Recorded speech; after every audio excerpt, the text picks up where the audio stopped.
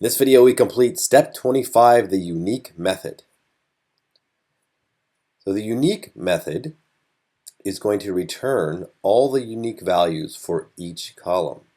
Specifically, it's going to return one data frame per column, and that data frame will have one column and only unique values.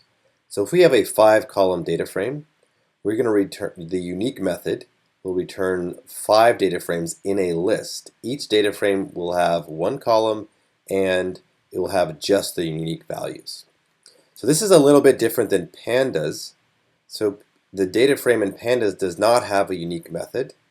Instead, only series have the unique method, and a series is simply like a one-column object. It is not a data frame, but it's very similar to a data frame.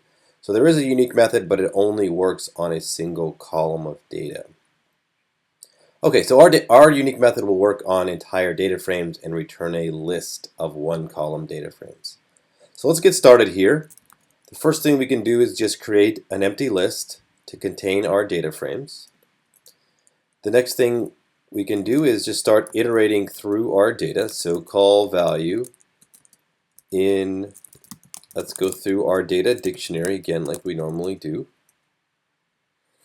So within here, we're going to create new data frames, a new data frame for every iteration. So let's get started and let's create an empty dictionary that will hold our data. Now, we are going to rely on NumPy here.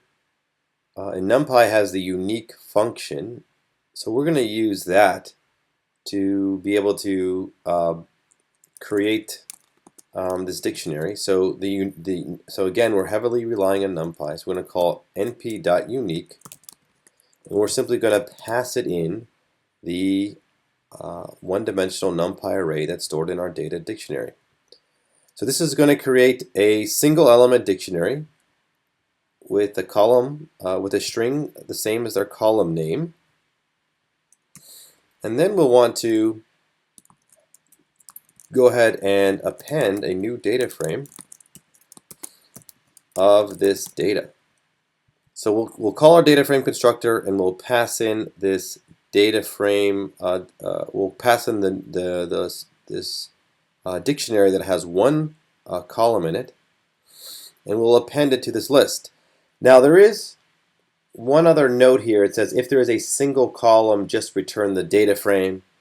So we won't have the users get troubled by having to look inside of a list if there's just a single column data frame. So we'll say if the length of DFS equals 1, so if it's a one-item list, we'll just return the very first item in the list, which will be a data frame. Otherwise, we will just return that list itself. Okay, so that looks good to me. Let's go ahead and test this out over here. So I changed up the data a little bit to make sure that there were some columns that had some values in common. So I'm going to go ahead and restart the notebook here and execute things from the top. Okay, so our data frame is a little bit different. We have some unique values, say for or some values in common, like weight only has one unique value. School has only 2 unique values, and so forth. Name and state each only have 2 unique values. So let's go ahead and call the unique method and see if it works. So it looks like we have 5 data frames that's returned in a list. Let's go ahead and assign this to some variable. So if we select the first item in this list, it's just a one-column data frame of the unique values. So Eleni and Nico. And we can do this continuously, so we can get, for the second column, state, we get just California and Texas. For height, they're all unique.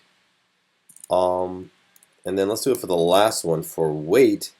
And we see that weight only has one unique value, so that is 40.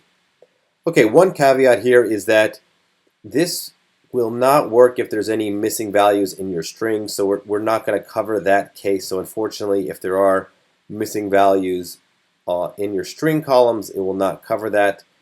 You could use a Python set instead. So NumPy's unique function doesn't work with if you have none in your object columns.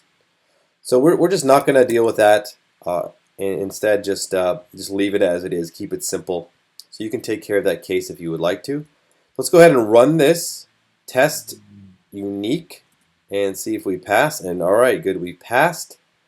So looks like we can move on to the next step, and that completes step 25.